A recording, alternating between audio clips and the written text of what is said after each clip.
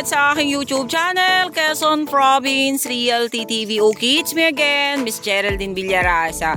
Okay po, nandito naman po ako sa isang barangay, dito po sa amin sa Tagkawayan, Quezon. Meron naman po sa akin ngayong nag-alok na seller na ipinagbibili niya yung property niya.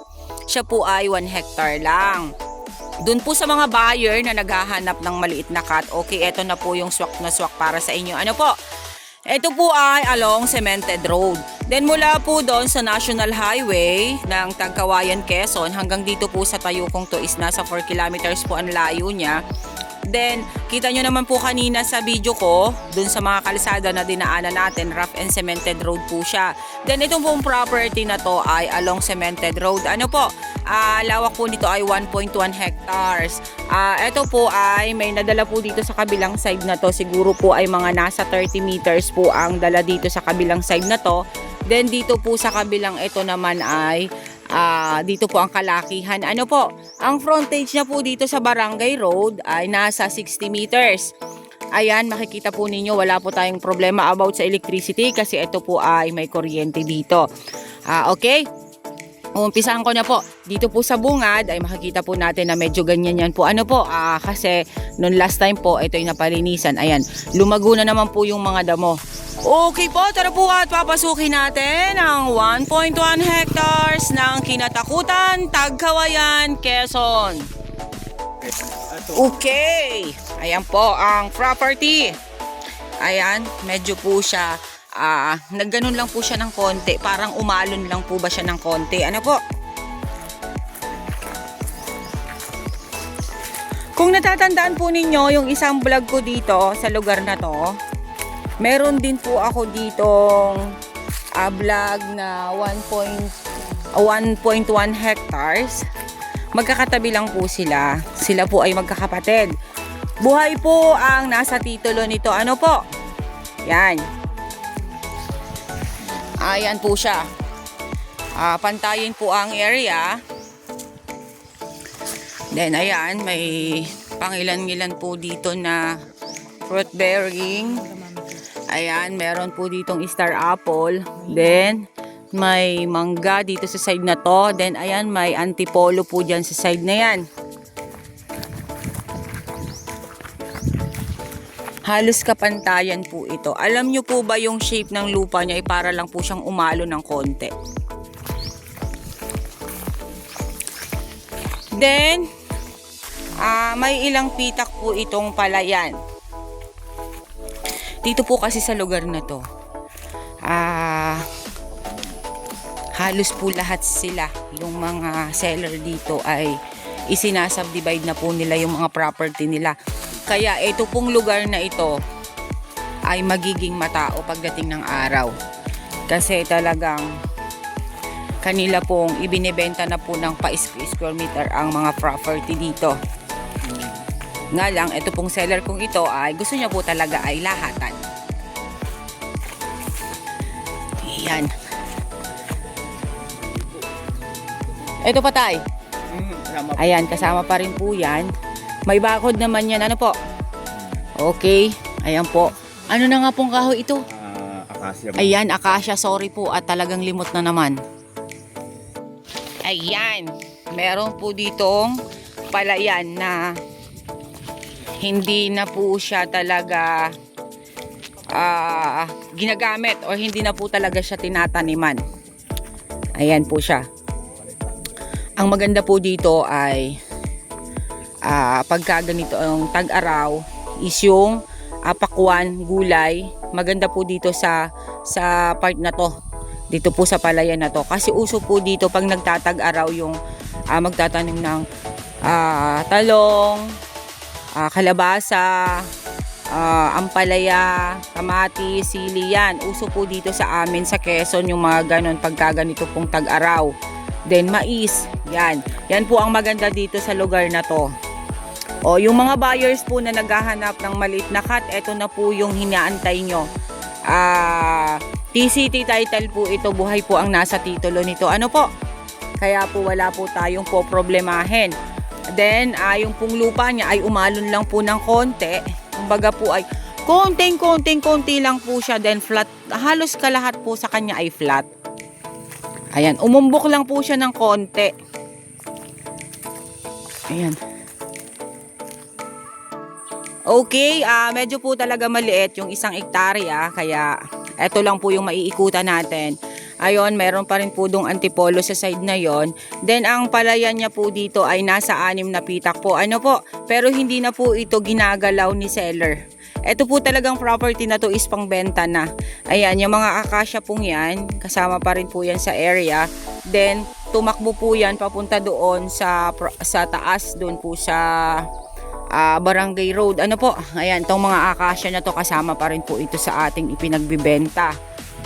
Then ayan, papunta na po yan doon. Ayan, tara po, dito po tayo sa kabilang side na aray. Pupuntahan po natin para po tayo ay makapag-video pa. Pabalik na po tayo ngayon doon sa pinagmulan natin sa kalsada. Ano po? Kasi sabi ko nga po sa inyo, medyo maliit ang 1 hektarya. Madali lang po siyang ikutan. Ayan, kasama pa rin po itong side na are. Parang 4 na muhon lang ito, tatay, no? Kaya madali po itong pabakuran. Buti na lang nakikisama sa atin paano hindi pa masyadong mainit. Anong oras na ba? Siguro mga alas 10:30 na.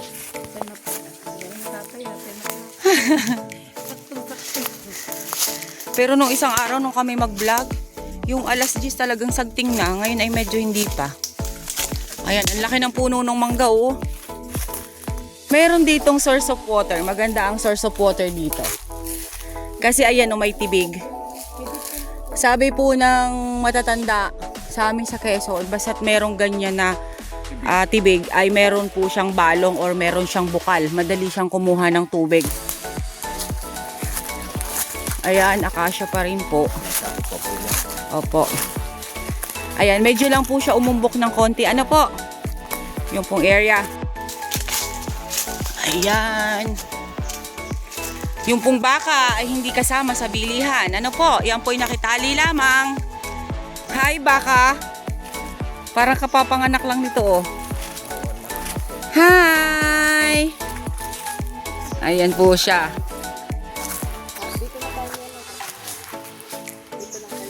Okay, ito lang side na to. Ano po? Okay. Ito po yung mangga na malaki.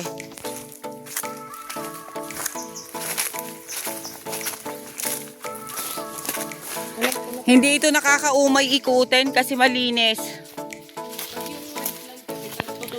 Ayan po siya, oh.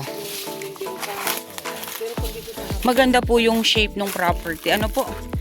Tapos ay, yun nga po, sabi ko nga po sa inyo, hindi po siya mabundok. Siya po ay umalon lang ng konti. Kaya po maganda po yung ano ng lupa niya, korte ng lupa niya.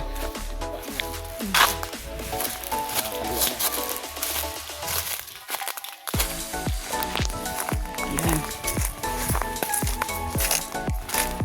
Konting pasada pa po tayo. Doon na kayo sa loob, kalsada.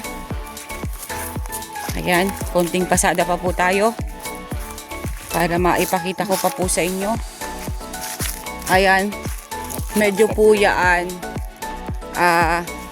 dumahilig ng konti. Hindi naman po yung dahilig na yung basta sabi ko nga po sa inyo parang umalon lang.